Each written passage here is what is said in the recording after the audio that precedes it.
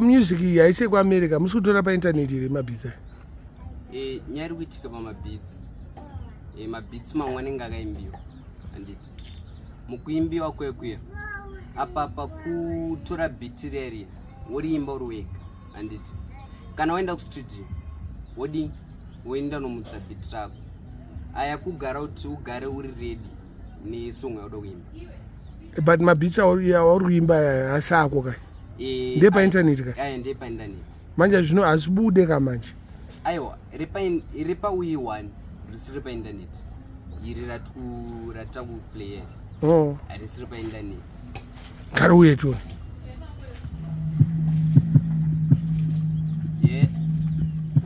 muna boy muna chi mwana Blake akapfeka hembe ka airaswi mwana Mveta akapfeka hembe ka aiwa ndokutsaurira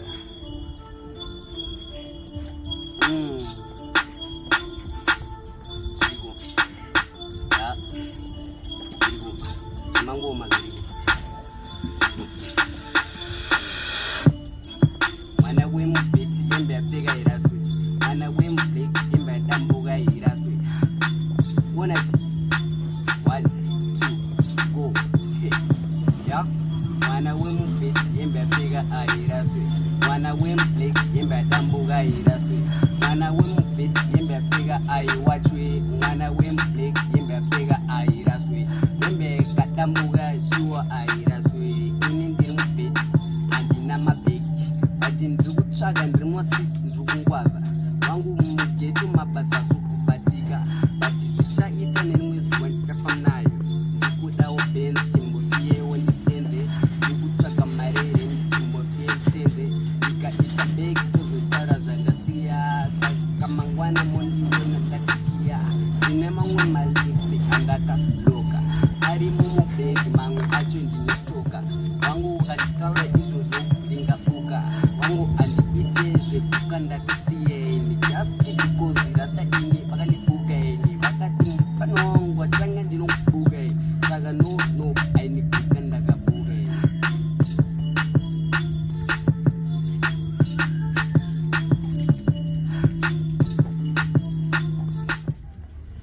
akakaipa but usounda saBlink 4 kai hapana munhu akambokutaura nyaya inoitika padrill inini animona Blink 4 Blink 4 munhu andolike zvakanyanya munhu andoisa macomments kwaari zvakanyanya saka paBlink 4 ngangoti ane mauya andoda malines mamwe andoda but asiriwo andokopa unokopani nina ngangoti voice ndokopa voice ndingati ndira Blink 4 anditi nestyle style raBlink 4 ndora naro ndora ndakangotora because anonigonera Blink 4 anonigonera azokopera Holiten aiwa Holiten maya kochi futi Holiten aiwa Holiten arikoperi Holiten arikoperi anditi zvainoita zvakashata kana kuti but unofanira kuwa nemunhu waunoti uyu ndomira naye anditi neuyu wauti aiwa ndiplazi saka wakutotanga kutokana mabhazi futi wakutopisa vanhu ke votes haini votes ndomufarira Blink 4 na votes ndowafarira saka Holiten ndomboisa pasaidi Holiten ndomboisa pasaidi ndoti Holiten muzukuru wangu Holiten ndoti muzukuru wangu yama yako kwaanobva nekwandobva same but vabereki vedu ndo vasikanyanyi kupindana that's why tambomisa pasaidi but hazvisi kuti tamurasa kumurasa handivarasi ndozvibaba zvacho kaizvo zvibaba tozvierenga chero pamuona chero makaisa rimwe beats handiti ndotogona kupinda maari kuti kumfana wamari sei but ndomusiye nyota voice rake anozonyanya anguridi kurigona unofanira enda pane zvinhu zvaunogona. Alright. Usajambira stage. Ukajambira stage unodonha. Pane imwe ere yamuda kuimba? Ya, pane imwe. Biti yacho inonzi? Tingangoti kana zisikanetsi ndadzosere iroro handiti. Pane kamwe kaishu kandinako. Dzorera iroro mudai. Kaishu aka ndokwanisa kuudza here kana kuti aiwa kaimbe. Kaishu aka nyaya yakaitika ndiye musikana wangu. Uyu musikana uyu ndaidanana naye. But musikana uyu angasina kundudza kuti ane mimba. Ndakarwadziwa. Nhasi zvichirumo pai mmoyo. Kuti ndotongoti Mwari vakagona. Bozi pawakomana iwo wakadana nawo. Vamwe vatori mujeri. Ai mwana mudiki. Zvakaitika munombari. Zvakaitika zuro. Gore nini? Zuro. Nezuro? Zuro. Musikana uyu 2 wakomana wacho. Nyaya dzoti mwana we ai mwana mudiki. Ai mwana mudiki. Ubva wadi mwana anonyatsoja ari kutaura. Mwana uyu ane 14 years. Hey man. Anmona ainzi peace mwana ane 14 years. Saka musikana uyu ndaimuda zvichokwadi. But wanga wasikaziva makore ake? Ananzi makore ake aindinyepera. Aindudza nde 16. Bozi aive nechipoti. Apota naye. But wakomana vaitogara padhuze naye. But vachiziva kuti mwana mudiki. Mwana inini aitondudza kuti ndiri form 3. Izvo ndisikazivi kuti mwana aggressive.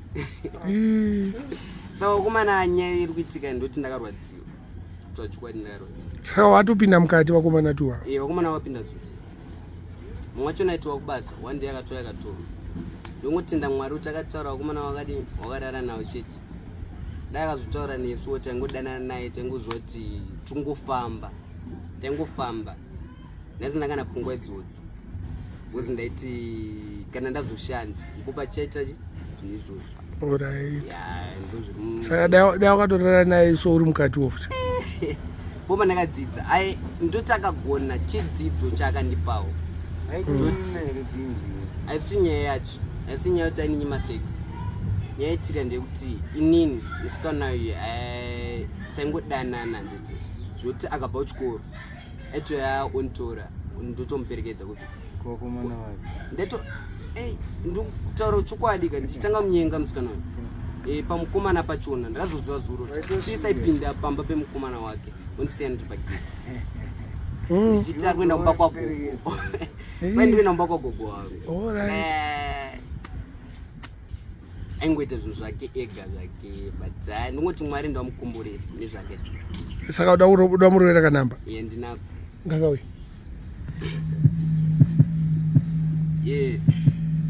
Ya.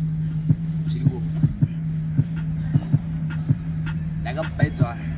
Ndakabvaidzwa ndakasabvunza bwezi padhuze. Ndakanduzi. Dai ndakakusiya. Dai ndakaudza. Dai ndakakusiya.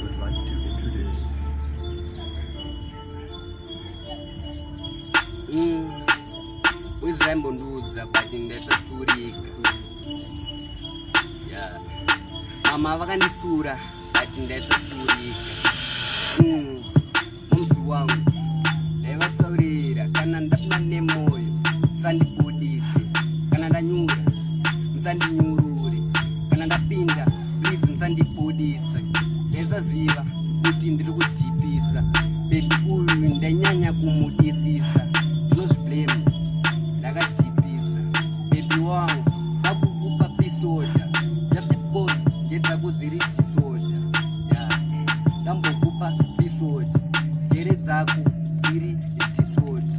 Kana zvakadaro wangu ndichakusiya but zvakatopera moyo ndakakudelete. Zvaitondiremera kuti ndizvitambire but iko zvinhu wangu ndakutogachira ndozvawakari izvo zvacho.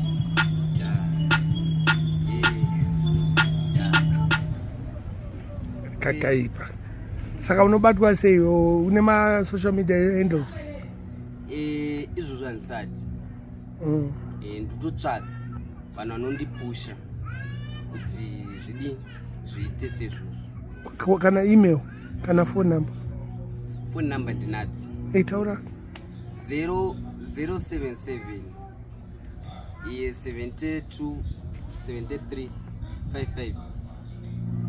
Alright. Chokera Dzimwe dzacho 078 95 0 86 88.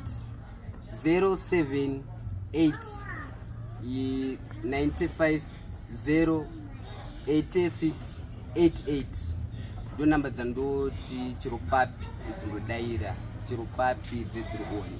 alright. Chiro izvozvo dzirioni. Alright. Izvozvo dzirioni namba idzodzo. Munashe. Ndakaonawo anondipushawo. Kuda kwenda newe kumberiwo.